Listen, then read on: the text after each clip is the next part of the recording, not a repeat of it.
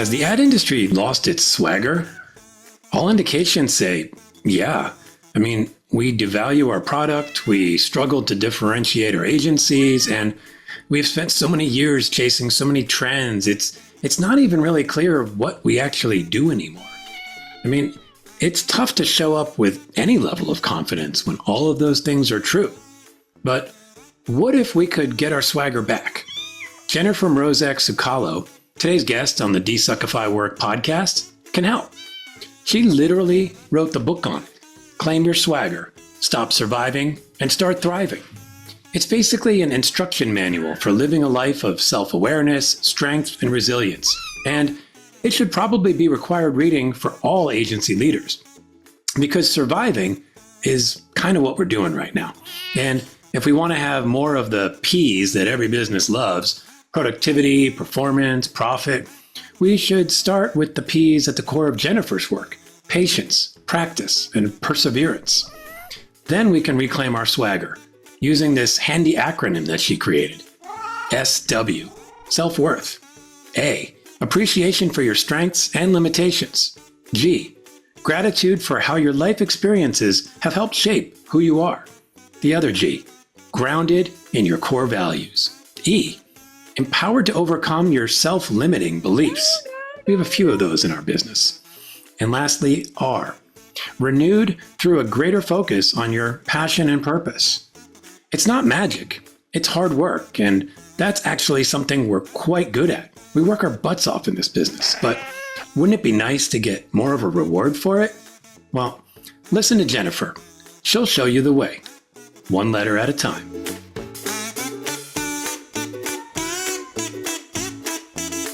Okay, Jennifer Mrozek Sukalo, welcome to the show, DesuckifyWork. Thank you for having me. It's such a pleasure to be here. I am and very well excited. done on the names, by the way. Thank you. That was very well done. I figured if I said it quickly enough, there would be no time to mess it up. But thank you for coming on this show. I'm very excited to have you here. You've got a lot of good stuff I think we can talk about. You've got the book, which we'll dive into. Before we dig in too much, I just want to give you a quick chance to kind of set the stage and let us know who you are, what do you do for work, and how'd you come to be doing it?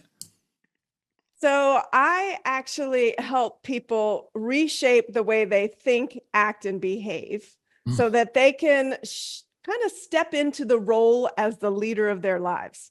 And so I have spent the past about 12 years or so as a global leadership consultant. I traveled all over the world. I was able to work with leaders, from aspiring leaders all the way up to the C-suite of organizations. And it was such an honor and a privilege to work with all of these leaders.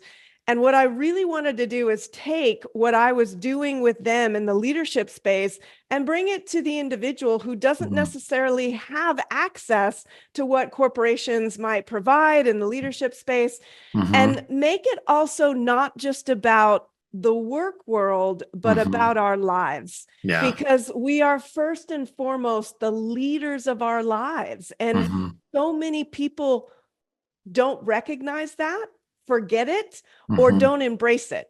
And that can lead to all kinds of issues like frustration and dissatisfaction and even mental health challenges and depression and all kinds of things. And if we just learned how to kind of step into that role and how to fully embrace who we are and what makes us unique and extraordinary, then we can learn to really start thriving in life instead of just getting by every day or just surviving.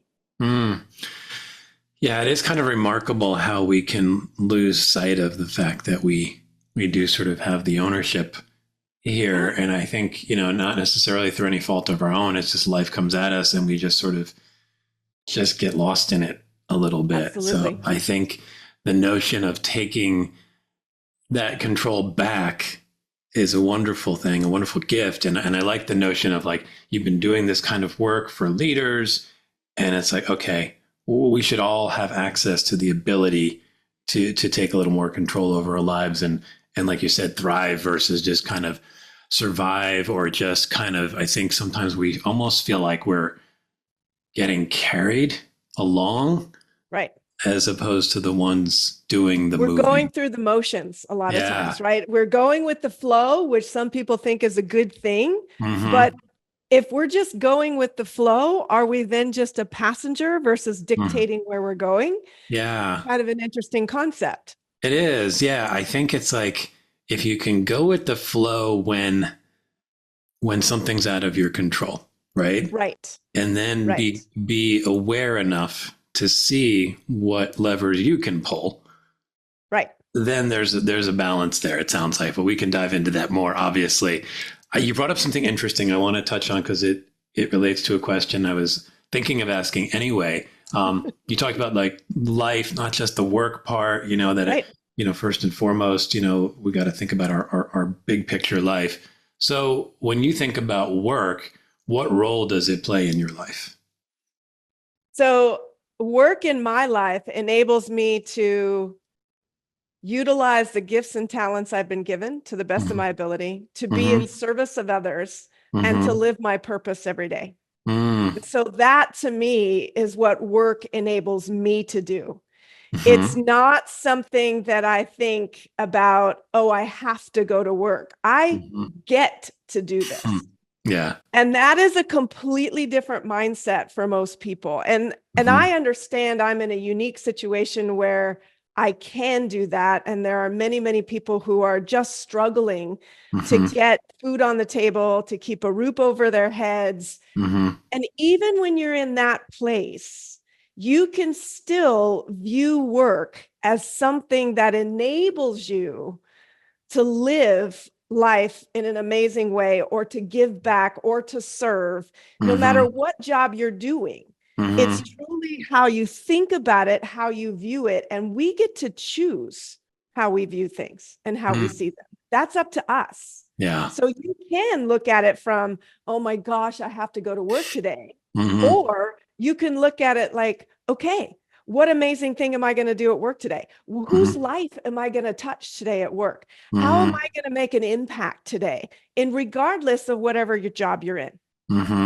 Yeah, I think that's an interesting perspective. And again, it comes back to that, like, we get to choose idea, which is really interesting, and one that I think even for me at certain points in my life, I might have been like, what do you mean I get to choose? Like, because it sounds weird. It like doesn't feel like that sometimes. It doesn't, does it? right? It just feels like things were thrust upon you and you are in react mode.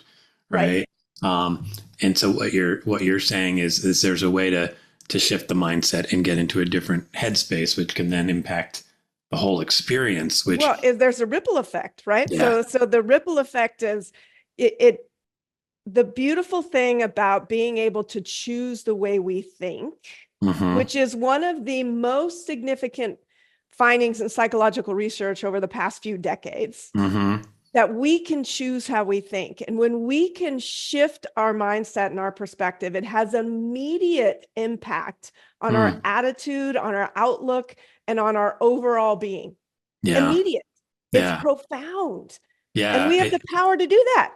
It almost sounds like some kind of voodoo when you say, because I'm like, I know, but it's crazy. It's so but then I know real. I've done it. Like, I do know I've done it. Like, and it's almost weird sometimes when you really consciously make that happen for yourself, and then you can suddenly see your energy shifting, and it really is amazing. And I think ultimately, the more that becomes habitual for yourself, and I imagine that's part of what we might dive into here, is how do you just practice that behavior. The more it becomes real, it connects to something that I'm feeling and seeing a lot in the world of work, at least right now, which is, I think a lot of people are feeling like it's all coming at them. It's all happening. There's a lot of disruption. There's AI. There's like mass layoffs. There's just, on top of all the world stuff and tension, people are feeling, very disrupted in their work lives. As you work and talk with people, what's your take on the state of things? I always like to say, like, on the suck meter of where people are with work, is it off the charts? Is it calming? Where is it? I think it really depends on the person. I think it depends on what industry they're in. Yeah. And I also really strongly believe that it comes back to whatever perspective, whatever lens they're choosing to see it through or to see it. And I do think that it is incredibly easy right now to get sucked into the negativity and the chaos of what's going on. Yeah. It's really easy. And that whole saying, misery loves company, is there for a reason, right? Yeah. And so we can naturally go there. Yep. And then you go down this negative spiral of focusing on everything that's bad and wrong, whether it's in the workplace, whether it's in the world that's impacting your workplace. When you start going down that path, it's easy to just keep going. And then everything just piles up and it looks really bleak. Yeah. Yeah. And so I do sense that people can easily be in that space and go there very easily. Yeah. So the people that I speak with, that I engage with, you can sense a lot of that there. And that's another reason why I think it's just so important for us to remember that we can choose what we want to focus on. And what we choose to focus on is what we're going to see more of. So if we choose to say, oh my gosh, this is horrible and everything's so bad and the world is a disaster, and yes, and that's what we're going to keep seeing over and over and over and over. If we say, wow, okay, this is a really challenging time that we're living in. So what can I do to make an impact? How can I, in my small way, be a positive impact on the world today? Every interaction is an opportunity for us to positively impact the people we engage with. Every single interaction is. But again, we forget about that. We're so worried about what we're doing, where we're going, what do we have to get done next, instead of thinking, wow, if I just said something nice to someone, if I just said thank you to someone. Yeah. I had just a super simple interaction at the coffee shop the other day. So I was at the coffee shop. I was getting my coffee. We were out of town. Normally I make coffee at home, but we were out of town. I was at the coffee shop. They asked me how my morning went or how my morning was going. And I said, absolutely fantastic. And they were like, what? Nobody said that. And then, I said, well, okay, let's just start with this. We woke up today. That's a pretty good place to start. That's a pretty amazing thing. And they were thinking, wow, that is such a completely different perspective. Yes. But that right there, that interaction was planting a seed for somebody else, creating a positive space, a positive environment, just even energy that was exchanged in that interaction was completely different than probably what they were expecting, for sure. For sure. Yeah. And so just a little interaction like that, it costs us nothing. Yeah. And it has a huge impact. I love that. And it's funny because I think, one, I can picture sort of the reaction of like, what? I'm just used to the grunts and the nods and the, just give me my coffees. But also, like, I think maybe it's social media. I don't know what it is, but we feel the weight of everything so much sometimes that we think we need to fix it. Right. In some big way. Right. Like, and what you're suggesting is, well, yeah, obviously we want to make that better, whatever that is. But where we have influence is right here, right in front of us, in and our the sphere. choices we make. Right. And will that eventually have that butterfly effect? And it could, but regardless, if you made somebody else's day a little better and now they're going around with a slightly different lens. That's right. Like, can't we feel good about that? That's right. Yeah.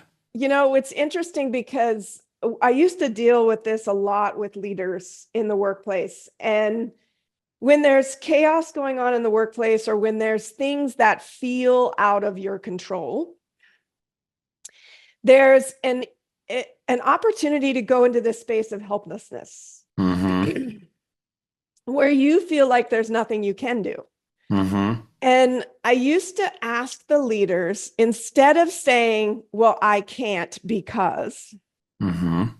to start asking yourself the question, what can I do?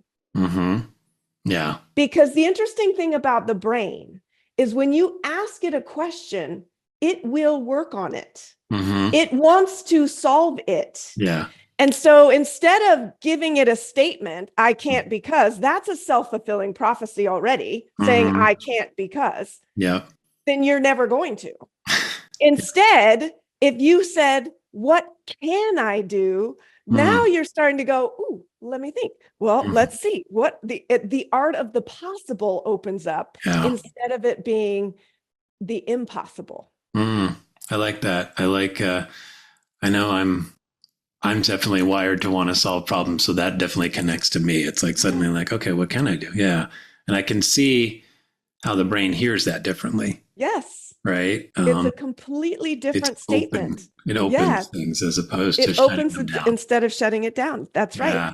Yeah. Well, this kind of connects obviously a lot to the work you do in the book you've written, Claim Your Swagger, which is a wonderful title for a book. And I want to get into the naming of that in a bit. But one thing that starts in the book, or very early in the book, that you say that I like, is a question: who stole your swagger?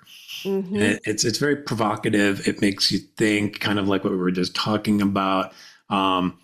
So what what are the answers you're finding if you ask that to people? What are people saying? So the interesting thing, well, I just did a TEDx talk on this too, and that was the name Okay. of the TEDx talk, which was, I did it in February. It's out on YouTube now, and people are really responding so positively to that. And I use my own life story in that talk to talk about how I felt like my swagger was stolen. And it's the example I use in the book as well. But I think a lot of people feel like their swagger, that kind of, and let me describe swagger just briefly. I won't go through the full definition yet, but I Yeah. do define swagger quite differently than, let's say, the dictionary does. Okay. So if you look it up in the dictionary, it's not really positive. It's like arrogant. And, Interesting. some people think of, if you go back to the old movies, John Wayne John and his Wayne. like swagger, right? How he would walk. Yeah. But the way that I actually describe swagger is I ask people to think about the experience, because I think we've all had this, where somebody walked into the room and just lit it up. And you looked at them and you went, wow, there is something about them. They have this energy about them that intrigues you and really draws you in. Yeah. And there's a quiet self-confidence and self-assuredness. They know who they are and they're unapologetic about it. Yep. And they're really comfortable in their own skin. And if you were eating at that same restaurant, you would probably ask the waiter, excuse me, can I please have whatever they're having, please? Remember, Exactly. like when Harry Met Sally, that Yes. movie? Yeah. Can I have whatever they're having? Because I really want some of that. And that's what I mean by swagger. It's this real comfort level of knowing who you are and embracing who you are and being good with who you are. Yeah. And so I think so often we feel like as we go through life and life beats us down, that bits of that are kind of taken away, or it gets tarnished, and that light, that spark that we all have kind of diminishes a bit. And that's kind of what I mean by who stole your swagger. Where did it go? Yeah. And the beauty is probably nobody really stole it. You let those pieces fall away, but the beauty is you can reclaim it at any time. Yeah. Yeah. I get that. And I think we can all relate to that feeling of when you just sort of look around and go, what? I remember when there was that time when I was the person in the restaurant and I kind of had that feeling. Yeah. And then you can kind of wake up and go, what happened? And I think our instinct is like, like what force or what Yeah. who took it. Like, Because we don't want to, well, I think part of that is we don't want to own the part that we play. yes, of course, right? And I think like that's It's human easier to nature, blame right? someone Yeah, else. something or somebody stole Right. this thing. And what I like about Yeah. the title of your book is like, one possible response to who stole my swagger is, well, let me go find it. Right. Let me go let me go find it. And what you're saying is it's not a thing to go find. It's a thing to claim, to grab it. Yeah. So much more active, much more energy in that word. Yes. Um, you know, what made you choose that word versus any other? It's as I was really starting to write the book, I knew a lot of the content that I wanted to include in the book, but I was still kind of going back and forth on what's really the brand that I wanted to kind of land around Yeah. and build around this. And the word swagger kept coming up in multiple contexts for me. And I was just really open. And how did I feel whenever I heard that word? And I loved it. I really it really struck me. And it felt also like me. Yeah. Because I feel like it was a bit of, I feel like I wanted to share that with people, that I wanted other people to feel what I feel. And this sense of, I really don't care what other people think. And I'm okay with that. Yeah. And I know not everybody's going to like me. And I'm okay with that too. Yeah. And just that sense of kind of owning this aspect of ourselves. And so swagger really started to resonate with me. And then because I had severe test anxiety when I was a child. And so I used, and still to this day, use coping mechanisms to help me study and, help me memorize things. And Sure. so acronyms Yeah. were my best friend. Of And course. so then I looked at the word swagger and I went, okay, here we go. And I started to break it down and it became the acronym that I then used to take people through the approach of claiming your swagger, because it stands for self-worth. That's the SW. The A is appreciation for your strengths and limitations. The G is gratitude for how your life experiences have helped shape who you are. The second G is grounded in your core values. The E is empowered to overcome your self-limiting beliefs. And the R is renewed through a greater focus on your passion and purpose. I like it. And then that became the whole outline for the book, in essence. Yeah. Was taking people through the whole swagger acronym and the swagger approach. And when people do the work, because you can't just read something and create change, you have to do something. I know. And when you do the work, which it's in the book, there are activities, there are assessments, there are daily reinforcements, there are things for you to physically do, then that's when you start to claim your swagger. I like something how that gets to be, you have to practice it. Yeah. It's not a check the box exercise. No, I think that's what I like most about the book, is that it is a delight to read, because you tell some really wonderful stories to illustrate a lot of things. Some of which are not happy stories, but they're deep and they're meaningful. Yeah. And they all do a wonderful job of setting up that part of the swagger equation, if you will. But then you do balance it with like, here are some things you can do. Here's some things to check off. How are you doing on this? Take this assessment, do this exercise, go out in the world and try this thing. Which is great, because I think you're absolutely right. We can often feel like reading is all we need to do, and we can just gobble up all this information, and then it just sort of slowly disappears in the back of our brain, and we keep doing what we're doing. Well, exactly, because our brain likes the path of least resistance. Yeah. So it's going to keep going back to the habits that we're used to, whether it's our thought patterns. And our thoughts obviously generate and create our behaviors and our actions. So it takes time to undo the habits and redo new ones because the brain keeps reverting back. And I tell this very simple story a lot because you can visually see it. So in the house we previously lived in, there was a faucet in the sink where you could just literally, or in the kitchen, where you run your hand under it and the water would go on. And you run your hand on it and it would turn off.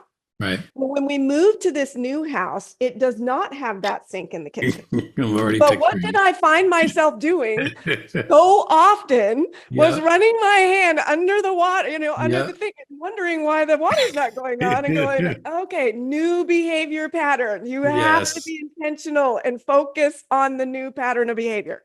That's so funny. With all aspects of our lives. Yeah. We have to be intentional until that new pattern becomes a well-worn pathway in the brain, and it will naturally start to go there. Yeah, it's a wonderful example because, it's very simple, but it's also like, it's very obvious, like intellectually, you knew that faucet didn't do that. I knew. Like, you knew it. And yet your brain, because it's just like telling you to do the things. It's on autopilot, right? I mean, we're just going through our day. We're thinking about something else. I'm not focused on turning the water on. I'm, but I know I need to. And so, you're just, other behavior patterns just take over. I love that. Well, I'd love to dive a little bit deeper into the Swagger acronym a little bit. Maybe we break this apart a little bit, because I think it'd be fun. You did mention one word before we dive in that was interesting: practice. And I know you have this thing you call the P to the power of 3. The patience, practice, and perseverance. Yeah, that I call that kind of the recipe for success, if you will. Or the equation. It's what you need for success, P to the power of 3. And the reason I talk, and there's an entire chapter on that in the book, and it's because it's so important to remember. We have just what we talked about. It's taken us a long time to be who we are today. And to undo some of that, to create new thought patterns, to create new mindsets, to create new patterns of behavior is going to take time. Yeah. And we have to be patient with ourselves and recognize that it's not a flip the switch. You can't just go in and turn the light switch on and all of a sudden everything's going to be different. Yeah. So you have to have a bit of grace with yourself and be patient and recognize that this is going to take time. And you have to be willing to practice the new behaviors, the new mindsets. Because if you're not, then that's okay. But don't expect to get results. Yeah. Because without practice, we can't get good at anything. Right. And then perseverance is, most people give up. It's our natural tendency to give up when it gets hard. Yeah. Or when we think it should have happened sooner than it is. Yeah. Okay. So if it didn't happen yet, then it's not meant to be. No.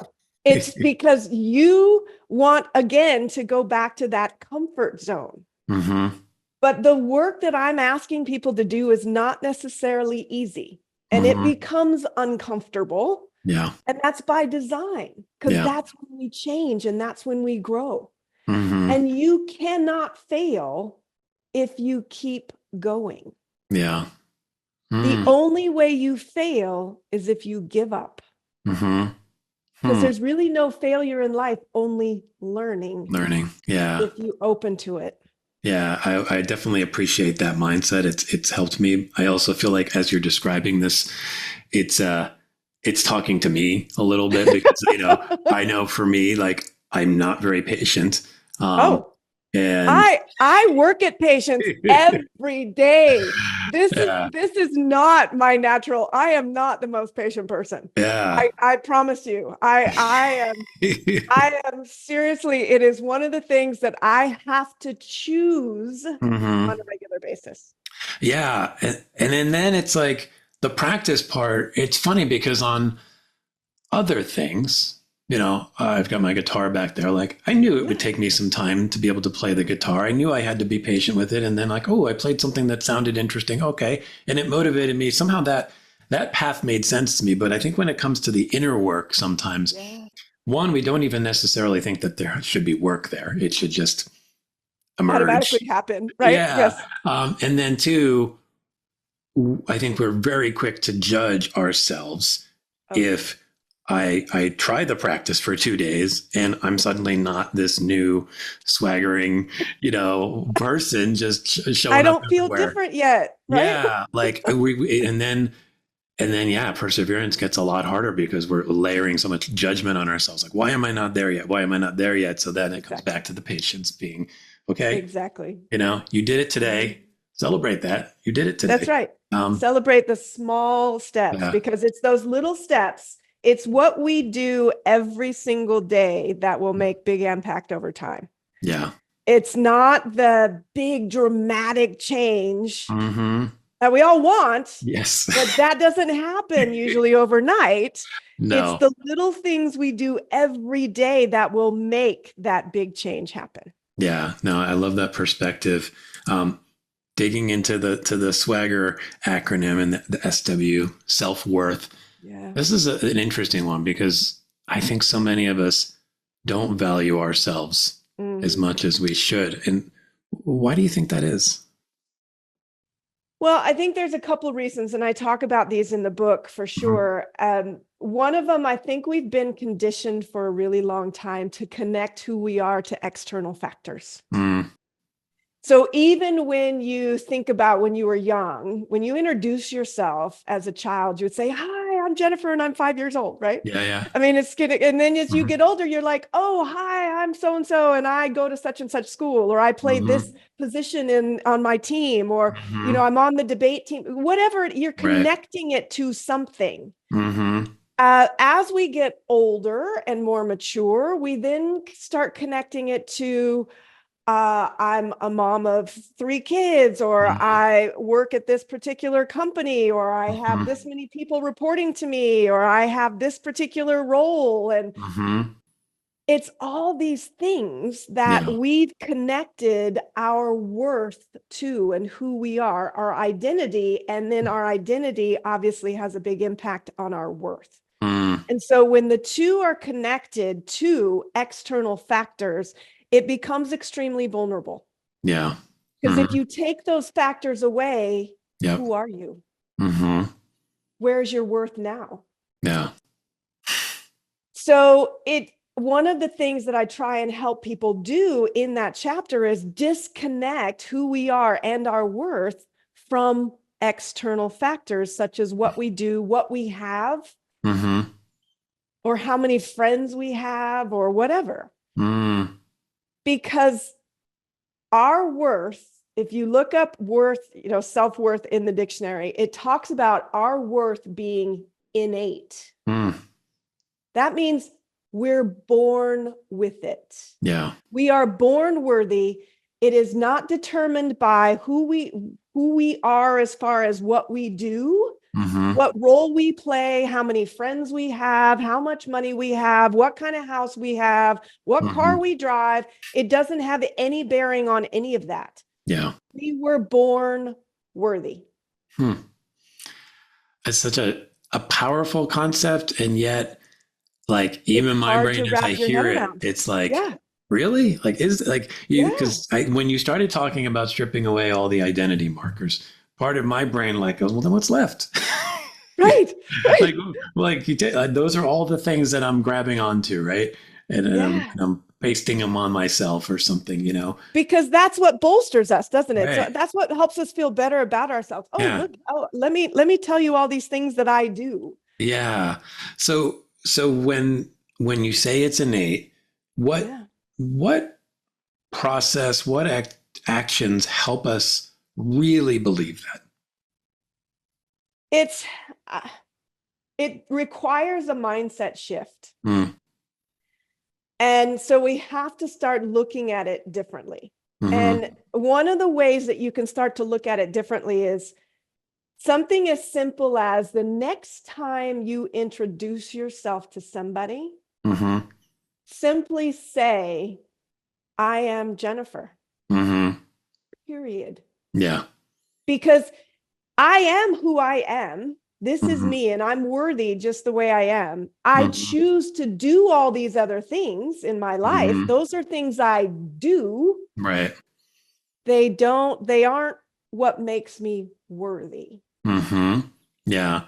It almost makes me think like, because right. We introduce each other. You go, I am Jennifer. And the first question that's going to come out of 99% of our mouths is, well, what do you do, What do you Jennifer? do? And could you shift it? I mean, it sounds almost a little invasive the way I hear it in my head, but like, who are you, Jennifer? Mhm. Like that mindset shift from the outside Yeah. perspective feels interesting and kind of nice, Yeah. but it also does feel a little awkward because we're so not used to Well, because we're defining not things that way. conditioned, Yeah. right? We're Yeah. conditioned to keep focusing on those external factors. Mm-hmm. And I also think because we live in this kind of false, perfect, media crazed world that we live in today, Yeah. where you see all these people on the social media channels, on wherever, that are living these quote unquote perfect lives. At least that's Mm-hmm. what they portray. Yep. And so then you start to judge yourself against other people and compare ourselves against other people, which Mm-hmm. is another thing that dramatically impacts how we view ourselves and our self-worth. Mm-hmm. If we stopped kind of looking outward, and I use this term, this analogy or metaphor in the book, I say that often we feel like, we behave like we're the defendant in the courtroom, Mm-hmm. waiting for the Yeah. judge and jury to deem us worthy. Yeah. Am I smart enough? Am I pretty enough? Am I, Mm-hmm. do I have the right clothes on? Do Mm-hmm. I do the right job? Did I say the right thing? Did I, Mm-hmm. whatever. What is it that's going to get them to deem me worthy? Yeah. Mm-hmm. So Wow. again, we've placed all of that in the hands of somebody else Yeah. instead of recognizing, you know what? Actually, it doesn't matter what they think. Mm-hmm. Because if I'm truly worthy just because I exist, then anything they say doesn't matter. Mm. It's as you say that, I think one, it feels very true, but then it also feels like sort of in an There's a but in there, right? You're like, yes, but. Yeah, well, yeah, I but. think there's actually sort of this interesting irony of if you step into that mindset, Right. that actually other people will judge you more favorably. It's not why you should do it, but I think it comes back to the person who has that swagger coming into the restaurant. That's the mindset that they're embodying, and Right.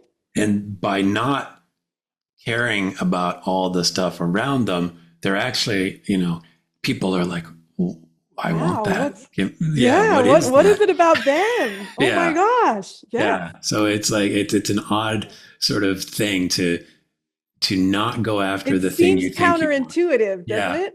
yeah, it It totally seems does. But extremely counterintuitive, but there's such power when you get to the point where you go, and I kind of talk about this as this is the secret they don't want you to know. mm-hmm, When you stop caring what other people think about you, mm-hmm, you take away the power they have over you. mm-hmm. Wow, yeah, I yeah, mean, just think about that comment for just a second. It is such a simple statement, but mm-hmm. it holds so much power. Oh yeah, I mean, you can feel it because even as you said it, I'm sitting there like, well, why would I give people that power? That's ridiculous. But we do But we do. all the Yeah. time. Oh yeah. Oh But yeah. and you think about how much this like self-worth impacts people in the workplace. And I have coached so many people around when they want to go and get the promotion, Mm-hmm. or when they want to ask for the raise, Yeah. or when they want to try and get this other job. And our self-worth plays such a pivotal role in all of those situations. Mm-hmm. And so the more we develop a new relationship with our self-worth, the Mm-hmm. better equipped we are for all of those things that we encounter in the Mm-hmm. workplace and in life. Yeah. No, I totally get that. I also know I need to be patient and practice that to really embody that because I don't think it's fully there in me. I mean, I think a lot of Well, listeners are probably feeling the same thing. I'm still a work in progress. Yeah. So I wrote the book but I work on this every day. Yeah. Swagger is, I call it kind of, I mean, I jokingly say it's a lifestyle. Yeah. I mean, it's something you work on and practice every single day. This is not something that you just kind of go, okay, yeah, I got my swagger, I'm done now.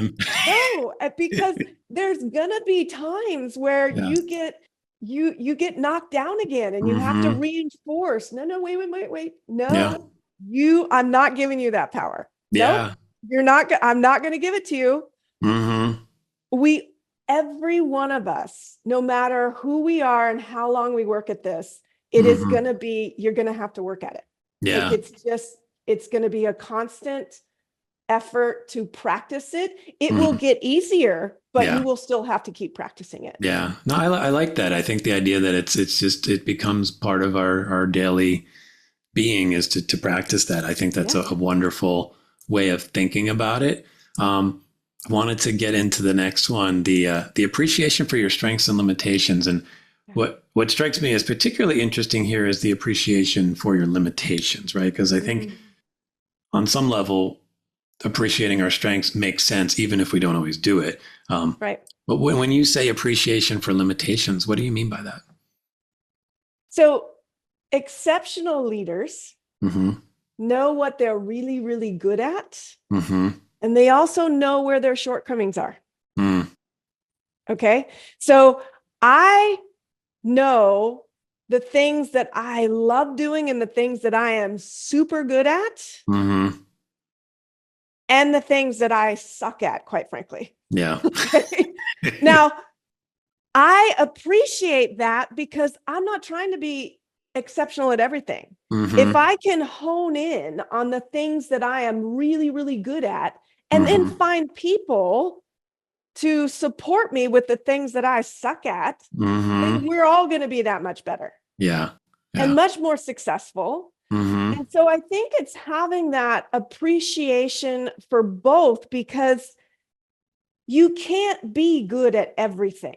And strengths-based development really focuses on, we're wired to kind of focus on our shortcomings. That's how we're wired. Yep. That's, again, how we've been conditioned. If you brought home a report card and it had all A's and an F, what are you going to naturally be drawn to? The F.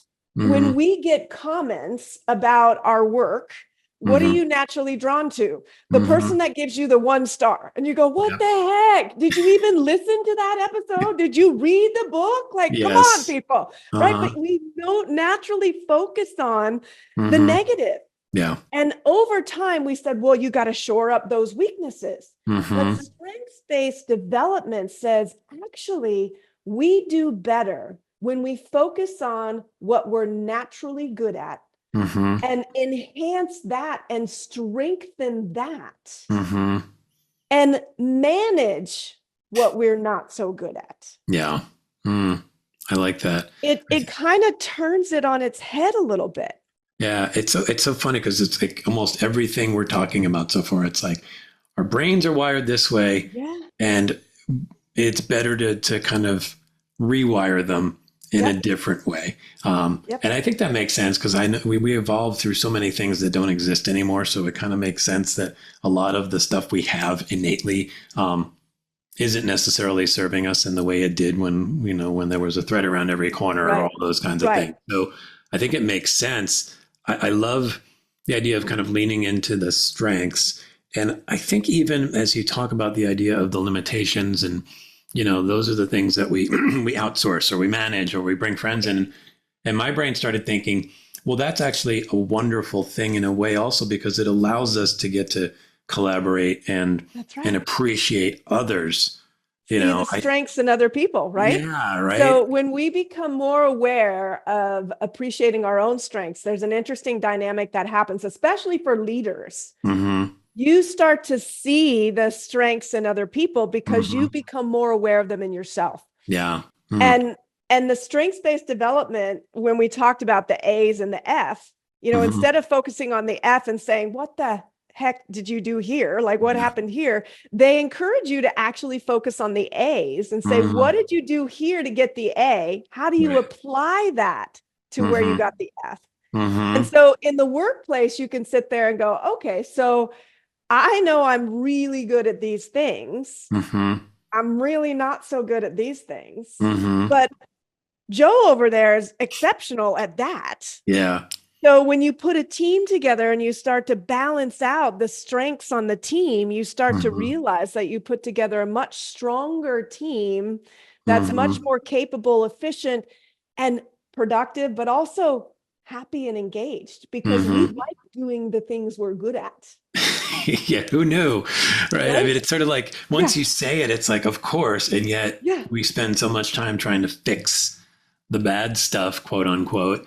But I also think like, that notion that we're focusing on our strengths, we recognize other people's strengths, the sort of emotional juice that gives a room to be suddenly in this mindset of appreciation and gratitude for like, oh my God, thank God. For me, it's like, I'm not the detail person. I'm not the person who's going to do the spreadsheet. I'm not going to do all that stuff. I'm much more on the come up with the big picture thing. Right. The big picture. Yes. And then it's like, there's somebody next to me who goes, great. I love this. Here's how I would structure this and this and this. And I'd be like, thank goodness you are here next to me. And like, you are a lifesaver in that moment. And like, who doesn't want to be each other's lifesaver, right? And how much more energy we then have to move throughout the day if we're all living in that space versus like, you need to get better at the big idea thing because that's you're weak there. And I need to get better at the detail thing. And I'm just going to, beat myself up all day. We grind it out. Yeah. But I think that's what makes work suck.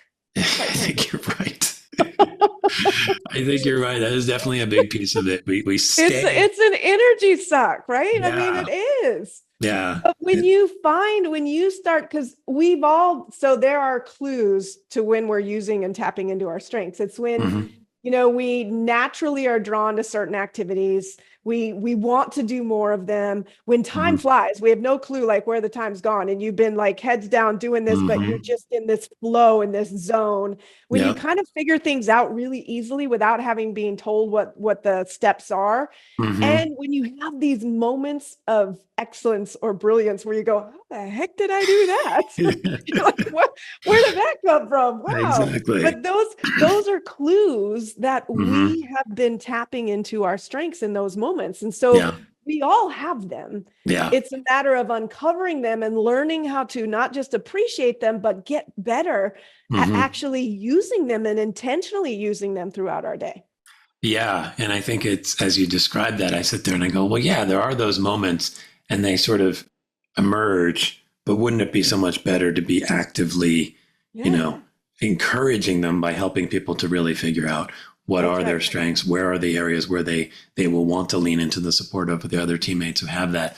So making it much more active, I think, certainly I come from the world of advertising, ad agencies, and my experience was there just wasn't much of what you're talking about, meaning intentionality around our own self-development, our own appreciation for others. It just sort of emerged where it emerged. And with all of our innate sort of like biases and all that stuff, it gets muddy and we don't live in it the way you're talking about. So you end up with just these little moments where it's like, oh, that was good.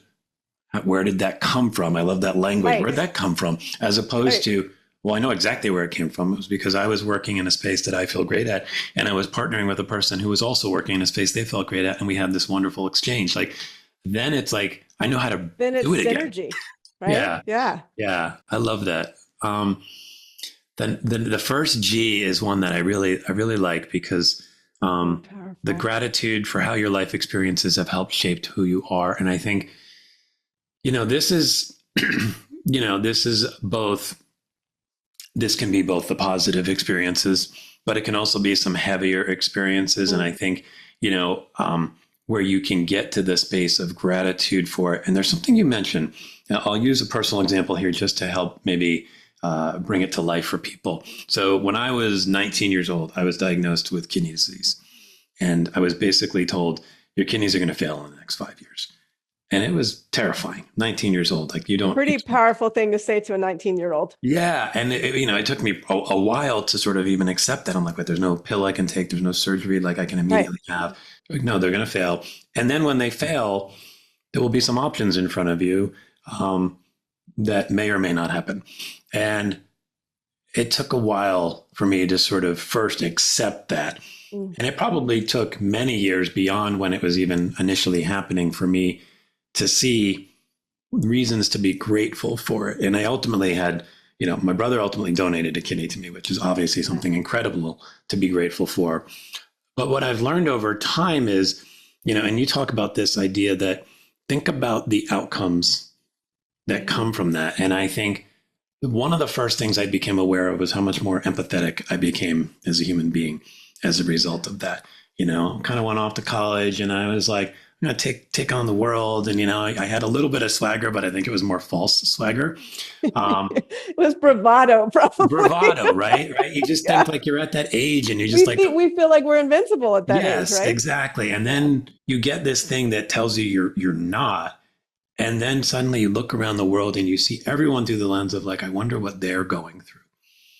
And that quickly became something to be grateful for, right? Like, oh, wow, I wouldn't be here were it not for the experiences that I went through. And, I can be upset about those experiences all I want, but here I am. It's a new reality. And in that reality, what are the outcomes that are happening that I can appreciate?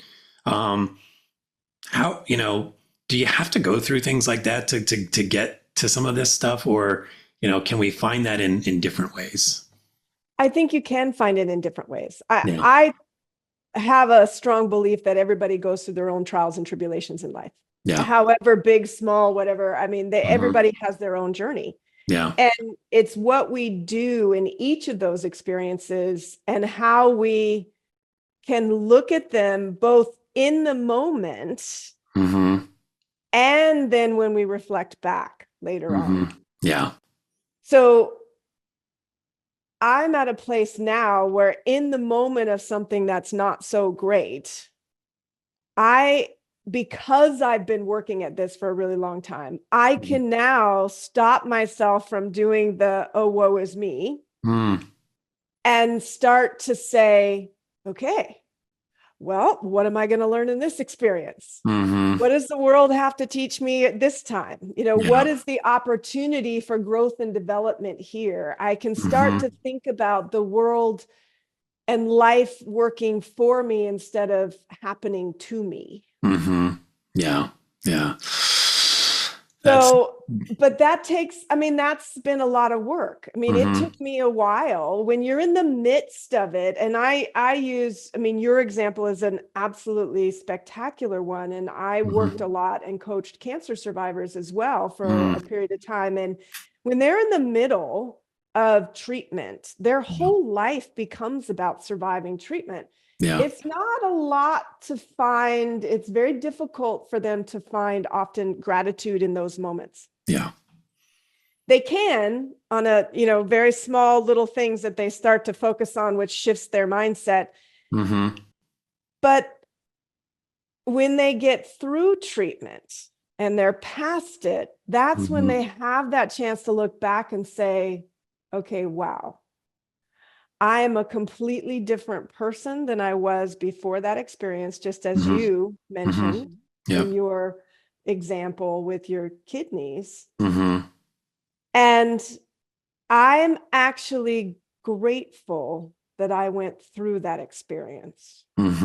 Yeah. That's amazing.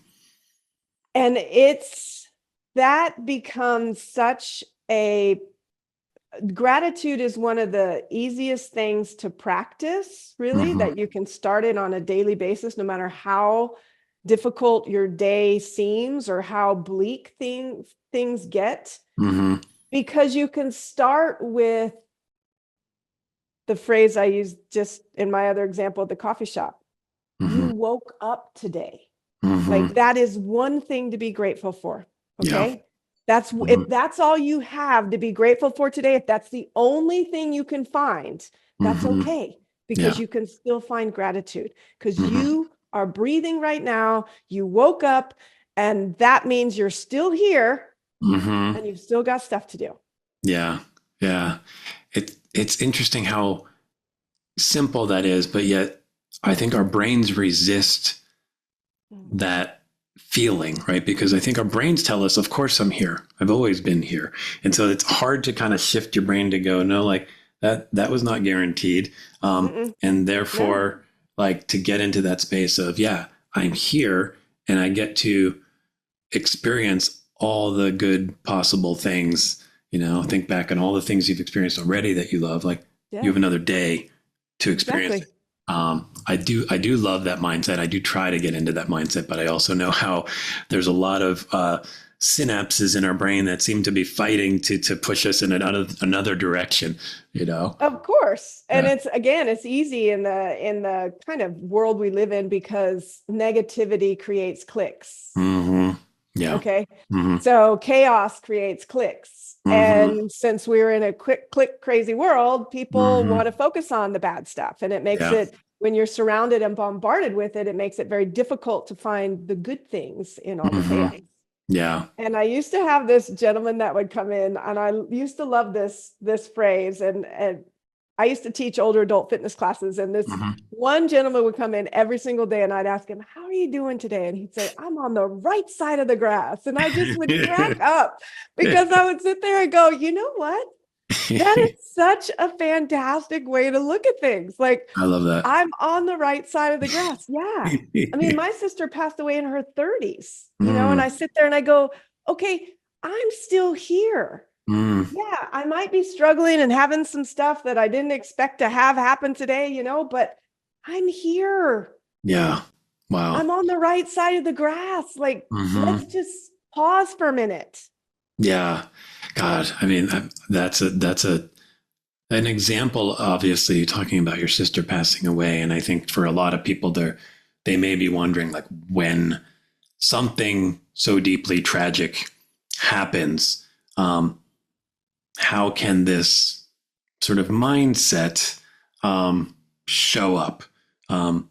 So, maybe we take a minute to just look at that. Like, how do we find this gratitude space in the face of something that seems just plainly awful?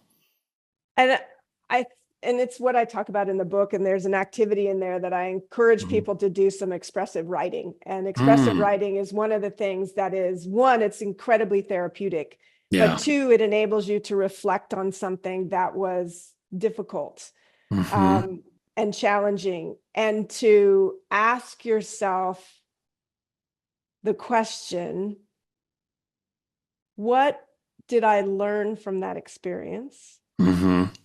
How has that experience helped shape who I am and how I show up today?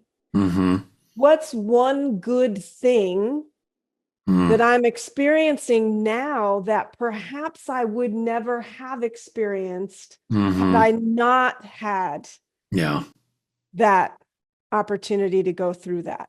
And I think it's kind of putting on your, I like the expressive writing first because it allows the emotions to come out. Yeah. And then we can take a more objective look at things and a more scientific. So you kind of put again, as we talked about, you ask your brain some questions and the brain wants to find the solution. So when you start asking questions, then you start to realize, wow, I mean, my sister's passing caused me to, do I wish she was here every day? Every day. Do I wish I would have done things differently before she passed? Absolutely. And yet, I am so grateful for that experience. I look at life completely different now than I did before. Because now, one of my favorite sayings is, do not regret getting older. It's a privilege denied to many. Yeah, I love that. And I live my life by that every single day. And don't get me wrong, I do complain about things sometimes, and I catch myself, and then I stop and I reframe everything again. And I go, wait a minute, hold on. Let's do a reset. Yeah. So, I mean, I am not, please, perfect at any of this. Yeah. As I say, I work at it all the time. Yeah.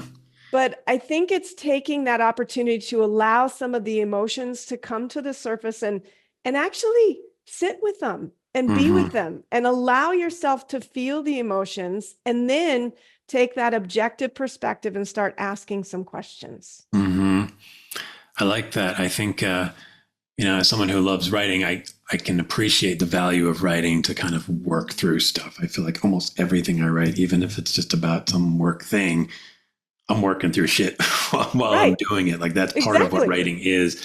And I think the more you can help people find that, that's a gift. Just people who can realize the ability to kind of work through stuff through writing. And then I can see how that could clear the space to go, okay, what's real here? What's true here?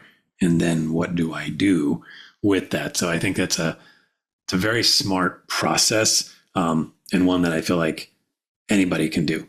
Which they is can. And I always, I wrote this in the book as well, but I always encourage people to, especially if you're going to be thinking about or exploring something that was incredibly traumatic in your life. Yeah. Don't hesitate to get professional help as you do it, because there could be some really, challenging stuff that surfaces for you. And you might want to make sure that you have somebody there to support you through that, which is perfectly fine. And if you can do some of that your own, good for you, do that as well. But I just encourage people, don't hesitate to seek some support and some help as you're going through some of this, especially if you've been through some really super traumatic stuff in your life and you want to work through that. Yeah. No, that's some professional help might be warranted. No, that's a very good point. And I think everyone should feel open and encouraged to do that whenever that shows up. And I think we're starting to do a better job of peeling away some of the stigmas around that so that people can feel that, but we can do better there for sure.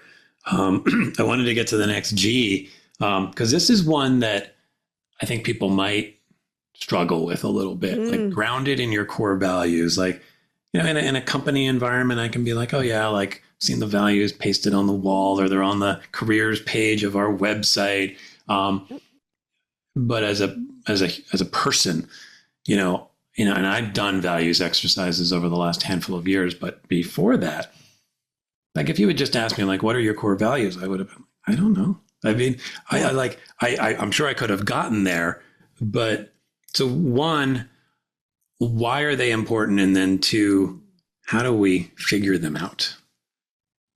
So to answer the first question, why are they important? So I talk about, if you've ever seen a palm tree in the middle of a hurricane, the palm tree doesn't fall down.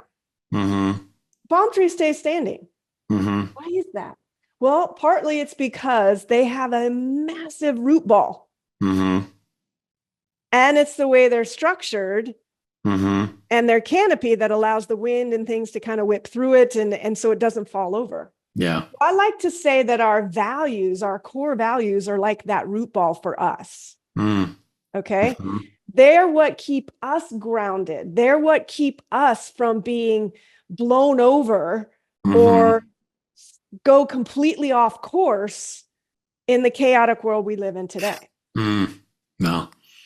Because if we always have those to guide our decisions and actions, then we know we're staying true on our course. And metaphor. I used to have people ask me when I would do values activities with leaders in the corporate world, they would say, well, should I think about myself at work or at home?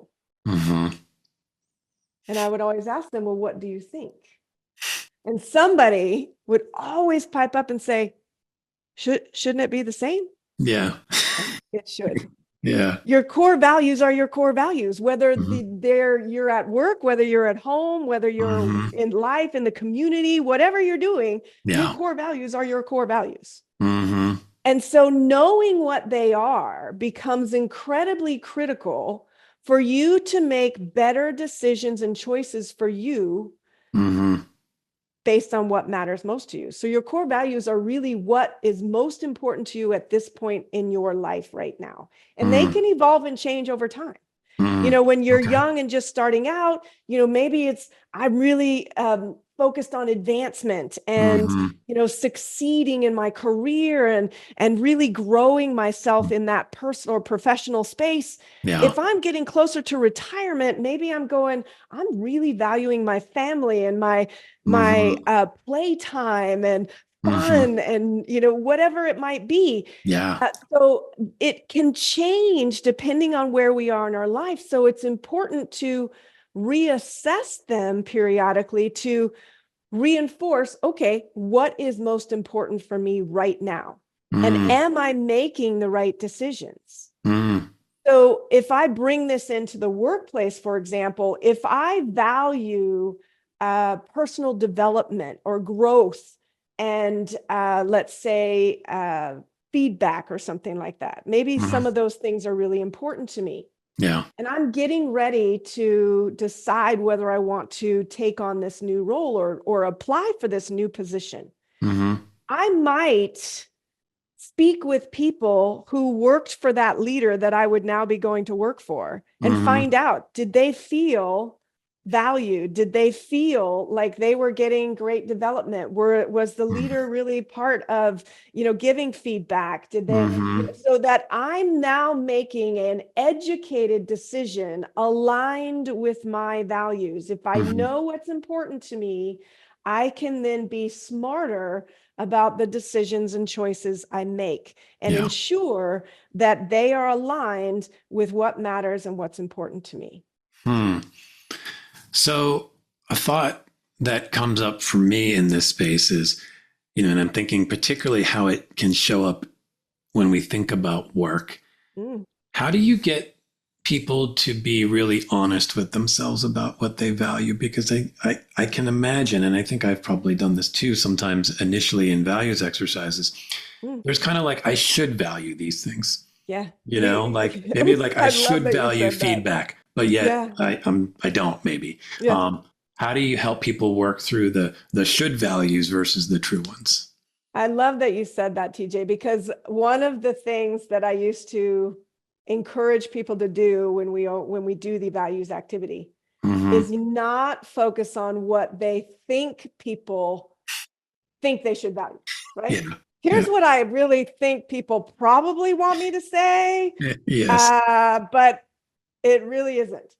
So you have to, and this is a heads down, do it by yourself activity. And the way that I get people to do it in the activity in the book is it's a forced sort. And the reason it's a forced sort is because everything can't be important. So you have to put them in categories. You have to categorize them first, put them under the right categories, and then select the ones that are the most important to you. And so I think it is truly about asking yourself the question, is this what I really value or what I think other people think I should value? Yeah. And just question it. And again, your brain is going to give you the answer if you allow it to, if you're open to it. Because it wants to solve the question. It doesn't like open questions that aren't solved. So it wants to answer the question, but you have to let it answer. You have to be open to answering that question. Yeah. And I wonder if my brain thinks, well, maybe I should not simply intellectualize it, but maybe look at the past 6 months and think like, what have my actions shown? What have I actually done? And which value seems to be showing up more there? Maybe that's versus the, I wish I did it this way, but you haven't. So right now you're valuing and then this. That's another question though, too, is why do I think people think I should value that? Yeah. Why is that saying? So important? What is that saying to me? So I think there's amazing questions that can come out of it, regardless of which kind of approach you take. And answering those questions, I think, can be quite eye-opening for you as well. Yeah. Which can provide a lot of useful information, right? So I think, either way you approach it, you can't go wrong. Yeah. The only way you can go wrong is not doing the activity at all. Because then you're still left with, I know I have core values. I just don't quite know what they are. They're not at the forefront of my mind. Right. But I think the other thing that's interesting, especially in the workplace, if we're willing to not only do our core values, but then be open enough to share what they are with others. This is huge in a team environment because you start to really go, oh my gosh, that's why TJ gets so upset when that happens. That makes perfect sense now. Yes. You know, you're like, oh, my, I just trampled all over one of his values. How rude. You know? Yeah. That reminds me. I think know there's, that. yeah. How do we know? There was a story in your book. I think I'm remembering this correctly, that it was, I think it was in the book, but you talked of a woman who would go visit her daughter, and every time she left her daughter's home, her daughter would say, "Can you shut the door on your way out?" Which seems like just like, sure, fine, that's a normal thing to ask. And her mom was getting very upset at this. And tell us, why was she getting upset? Because one of her values is like being, you know, respectful, courteous of others kind of thing. And so she, in her mind, she was like, of course I'm going to shut the door. Like, why do you even have to ask me to shut the door? And she used to get so upset when her daughter would say that because they had never communicated about each other's values. And unless we are willing to share them, we make assumptions, a lot of assumptions around values. Okay. This is where we can get into major pitfalls, not only in our relationships at work, but also at home and in family. Think about 1000%. that. We assume that everybody values the same things we do. And most often they don't. There might be some similarities, but there are going to be some differences. And unless we're willing to share them with people, we can't expect them to know what our values are. Yeah, I think that's such an important point everywhere, because I definitely think that shows up at home and in the way we can, you know, make assumptions. But in the workplace, you know, because you're working with so many different people and there's different teams and cross-functional and all this, like how much can be solved by the simple act of sharing who you are, you know, in terms of your values and any of the other stuff, you know, how you like to be communicated with, how you like to learn, like all these things. There's so much assuming going on. It's like, it's almost like, you know, it's the water is assumption. In like you're just in it and you almost don't realize that that's all you're doing all day is just like assuming stuff and layering beliefs. Yeah. And then we wonder why there's so much. It sucks. Yes, it does. And your brain goes, it shouldn't suck. And we also often say it shouldn't suck if everybody was just like me. And it's like, well, no, everybody shouldn't be like you, but we should all be curious to know who they truly about each are. Other. Yeah. And how do we work best with each other? Yeah. I think there's so much there. Moving on to the E. And this is a good one too. Empowered to overcome your self-limiting beliefs. And this is one that, you know, as I've moved into the world of coaching, I've become much more aware of, both in terms of how to help people uncover them and also in myself. But I think they can often be very invisible. Gosh. Like they're just so like glued onto us that they're a piece of us. We've relied on them for so long. They've become part of our everyday existence. So what's a good example of one or two or three of those kinds of beliefs? So easy is I'm not good enough. I'm not good enough, smart enough, pretty enough, thin enough, whatever enough you want to add to it. Yes. I'm too old or too young. I can't because. I'm not good at that. I don't know how to do that, so therefore I can't do it. Good things only happen to other people, not to me. Those are some examples of some pretty common ones that I think come up a lot for people. Yeah. And we don't realize how often they actually show up in our daily life. So I was coaching somebody recently, and I was just paying attention to words that we use. The word choices we use are so incredibly important because whether you even say it in jest, your subconscious listens. Yep. And these are self-fulfilling prophecies. So if we don't believe that we're good at, let's say, with finances, chances are we're going to find ourselves constantly struggling with money situations. We don't feel that we're worthy of love. We're going to probably find ourselves in one bad relationship after another one. If we don't feel good enough or smart enough to go after that promotion, chances are we're going to keep ourselves in this comfort zone and not ever challenge ourselves to do, maybe even to live up to the potential we have. Then this woman that I was coaching at the time, I was really paying attention to the words that she was using, not only verbally, but also in the emails she was sending. And I started to count how many times the word can't showed up.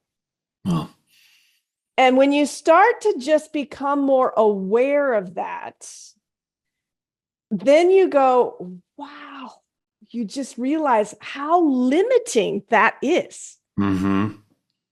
Yeah. And yet we could simply reframe it very easily by saying something like, I just haven't developed the skills to do it well yet. Yeah. That's a completely different statement. Yes. Yeah. I think the word yet is so powerful in there, right? Because it just, yet is this like little bridge to a possible future, right? That's right. Where, you know, I felt like you just sort of coached me in a way there, because you talked about being the notion of being bad at finances. And I know I'm like, I tell myself that all the time. All the time, All right? the time. All the And it's a time. constant struggle, like I don't even want to look at them sometimes, because I'm just like, I've created this sense of intimidation. So it's like to just reframe that to, you know, I haven't developed that skill yet, or I haven't developed a comfort level with that skill yet. Gives me possibility to walk across that little bridge and go, okay, what would it look like if I was good? What would have to be true for me to be good at this, right? Yeah, What would have to be true? What skills might I need to develop? What education might I need to provide for myself? Or quite frankly, what help might I enlist? If I don't like doing this, if I hate it, chances are I'm never going to be super good at it because I really don't like it. So can I enlist the help of somebody else? Yeah, I know. I mean, let's be smart about this. I know. It's so funny because it's like you can just stay in that place with that belief for so long. And now I am going to task myself with embracing a new belief about it and consider getting help. Or I could look and go, what am I good at that could help me? That's right. With the finances. How do I channel my strengths that will enable, what can I tap into that will help me be really good at this? Because I'm good at a lot of things. Right. Yeah. It's probably more that you may not like it necessarily, that you're not, you know, than it is more that you're not good at it. Yeah, it's entirely possible. It's hard to know, right? It's a little bit of a chicken or the egg argument, like which came first, but I'm excited to dive into that.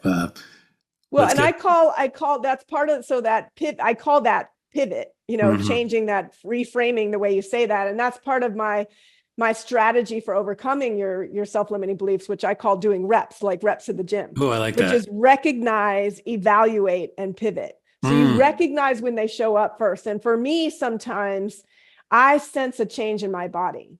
Yeah. So when I did my TEDx talk, for example, I started to get massive self-limiting beliefs coming in right before I went on stage. Oh, and so you're just sitting there going, what? Well, who's going to listen to me? Well, why would they want to listen to you? Like, who the heck are you? And, you know, like, why are you even good enough to be out there? And all these things, right? And so my heart started racing and I started getting, you know, hot, and my temperature rose, and you get this sense in your gut and you're like, oh my gosh, I'm going to be a complete disaster if I don't get a handle on this. And so then I had to kind of evaluate these claims. Well, okay, first of all, I have experience. I have expertise there. What I have to offer is valuable. I can't control what people do with the information, but I can provide the information. And so then I had to tackle both the physical aspects as well as the mental, because I had to calm my body down. I had to calm my breathing down. I had to do all of this. And I challenged the thoughts that were going on. So I evaluated them and I pivoted. Yeah. You know, I said, you know what? No, you have to go out and share your message. That's why you're here. What people do with it is up to them.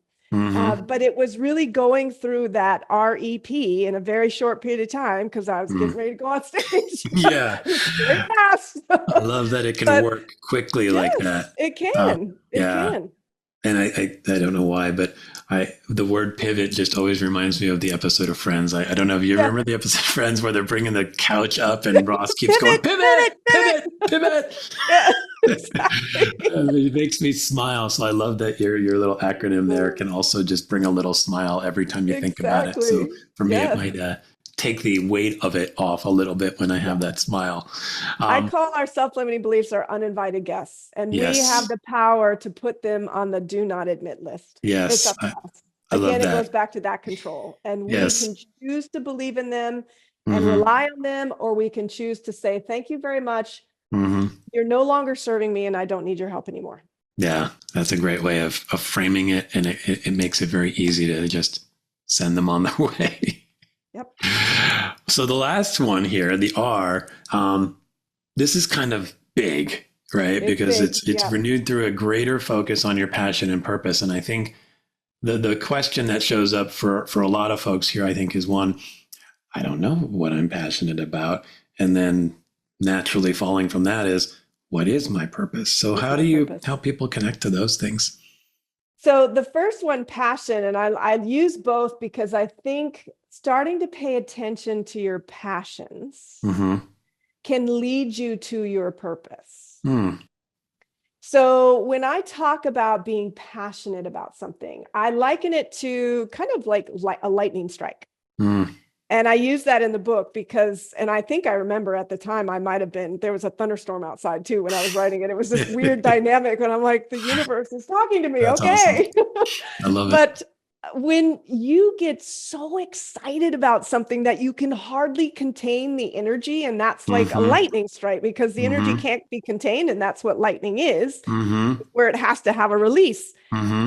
And so that when you start to ask yourself the questions, where are those moments? What are the things that I'm doing that I just get so excited about or so energized by? And start paying attention to those. And so you can be passionate about many, many things. I am really passionate about food. I love food. I love to cook food. I love to eat food. I love to talk about food. I love to watch food. I mean, I love food. Yeah. All of it. So that's definitely one of my passions. And creating in the kitchen is absolutely one of the things I'm super passionate about. I'm passionate about my horses, my horseback riding. They are the most amazing teachers I've ever had. My 3 horses that I have, you can see some of them in the back. Yes, lovely. I love horses. So they're my kids. And I'm passionate about helping people. And so when I start to dig into these different passions, and you can start to ask yourself some questions like, okay, so if I'm really passionate about helping people, who could I help? There's lots of people I could help. Okay, well, how could I help them? So you can start to ask different questions. And in the book, I give people kind of a little tongue-in-cheek thing that I did because I'm so passionate about food. I made it a recipe. Oh, I like that. So I made it a recipe for how you start to discover your purpose. And it's a very systematic way to look at it so that it's not this big daunting thing. It actually gives you steps and things you can do. Your strengths are part of it. Your core values are part of it. You start to build on everything that you've learned about yourself up to that point. And you can start to really think about and discover what your purpose is. And it may, again, take a while. Even if you go through the recipe, you may not have it nailed down right away, but you're going to be making strides to get there. You're going to be taking steps to get closer to really uncovering what that is. And when we talk about purpose, you know, one of the things I like to share with people about this is it's usually involves doing something bigger than yourself. Yeah.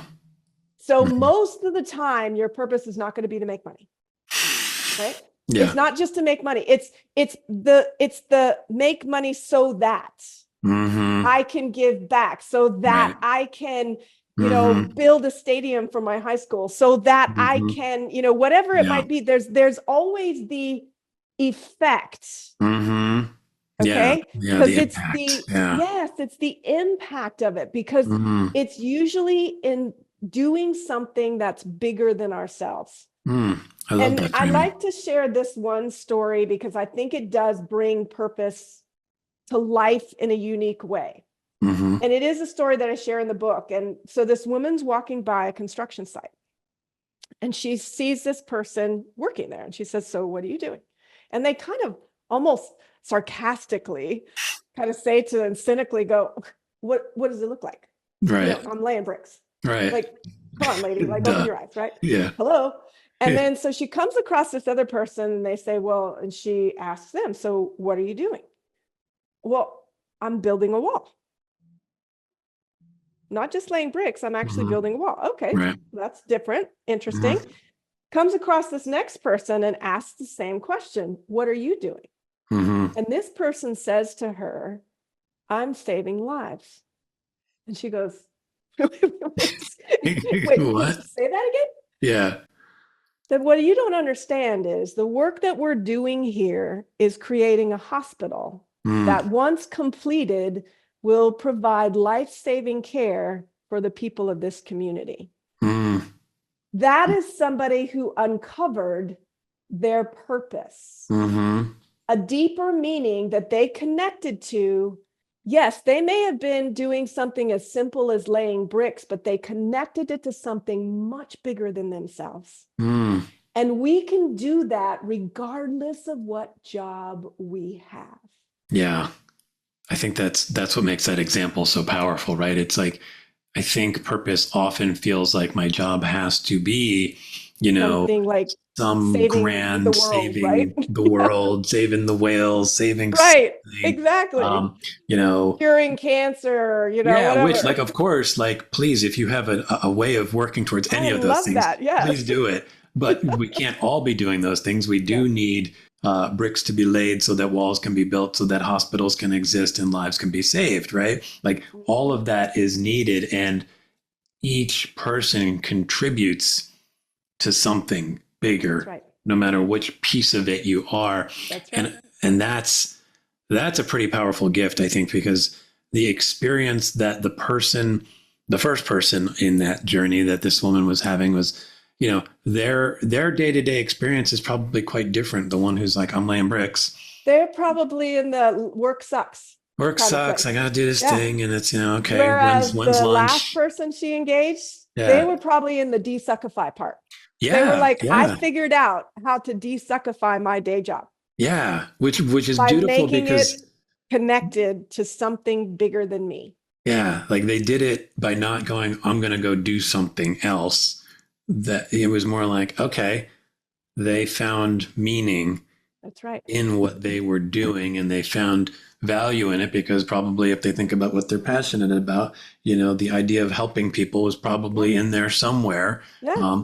And so it all comes together. So they figured out the recipe. That's right. Yeah. That's right. I love that. And in the process, you are so much more fulfilled and satisfied in life. Well, oh yeah, I can. I mean, it truly is a renewal. I mean, and I use two movie examples in the book. I use the movie from City Slickers when he found his one thing, right? All of a sudden his life had changed, right? And he didn't do anything different. He just found his one thing. And then I use the Christmas Carol. Ebenezer Scrooge wakes up the next day and you're like a totally transformed individual because he found purpose and meaning in his life, and it wasn't just making money. Yeah. And I think the beauty of all of these stories is they are not, sort of out there. No. There's not like, if I just run over there, life will be good. It's more like, I'm here. Now, what can I do with the way I think about, feel about here? Yes. To make a difference. So the journey to desuckification, if we want to use that word, is much shorter and much more in our control. Yes, then we Yes, we need realize. the three P's to keep working at it, but it's not reliant on Mm-mm. circumstances. It's not reliant on some other person or organization to do a thing. Yeah. It's contained within me, which to me feels I don't know. It just feels so much more inviting. Like I'm I think more it's excited about it. empowering because, right, Empowering. you just Yeah. go, wow, okay, hey, hang on, I could do something about this. Mm-hmm. And I love that, you always hear the saying, the grass is greener over there, on the other side of the Mm-hmm. fence. Yeah. And I always like to say the grass is greener where you water it.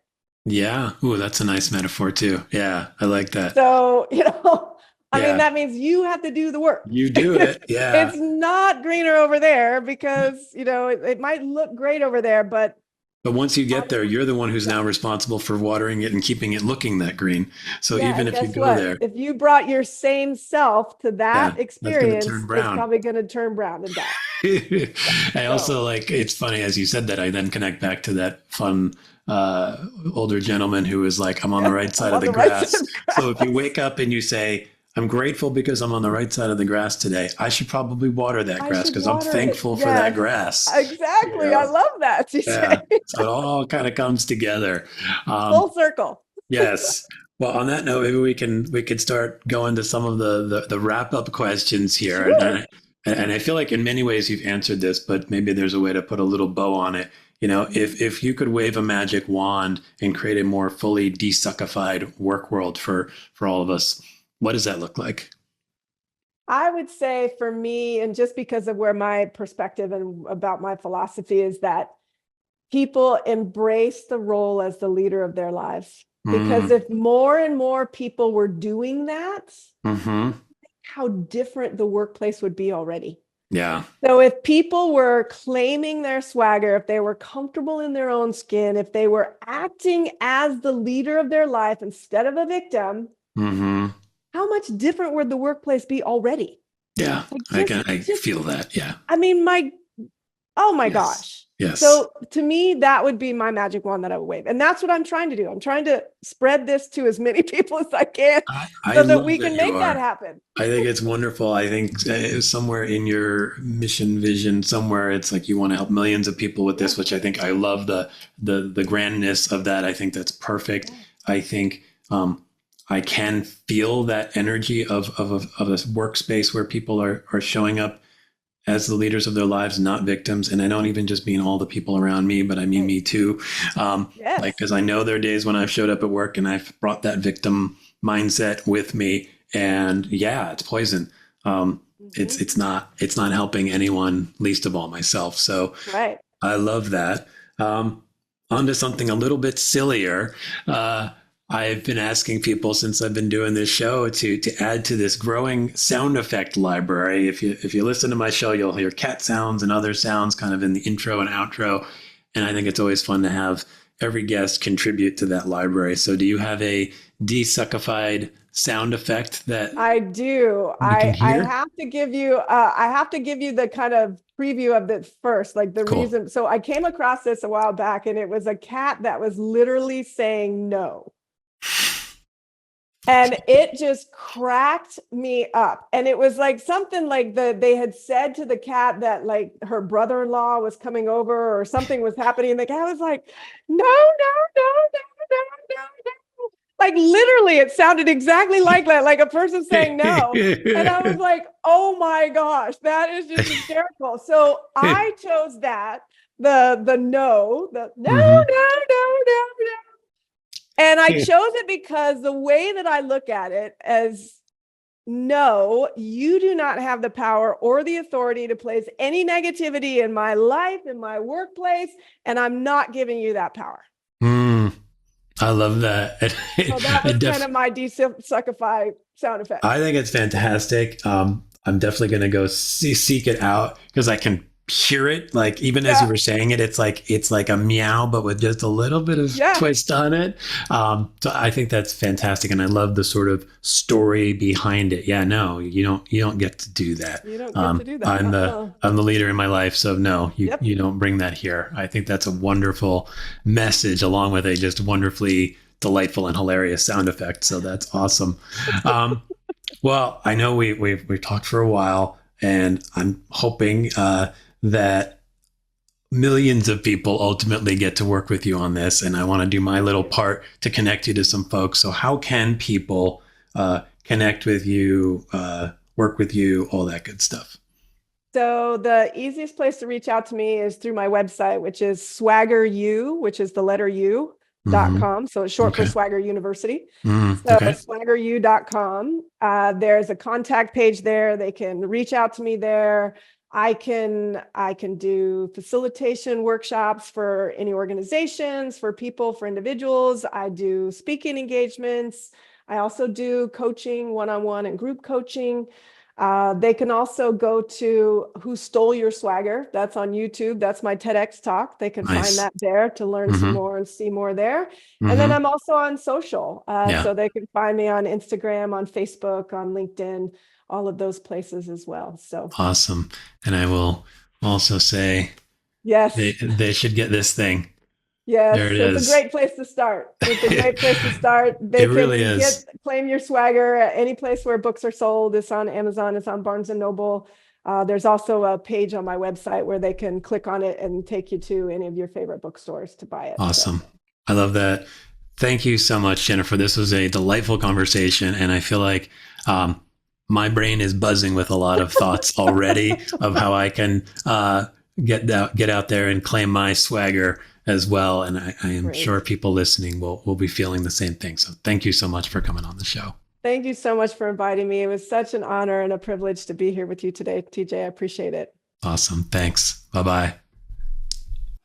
Thanks, everyone, for tuning in to the DesuckifyWork Podcast. And a huge thanks to Jennifer for being a dynamic and delightful guest.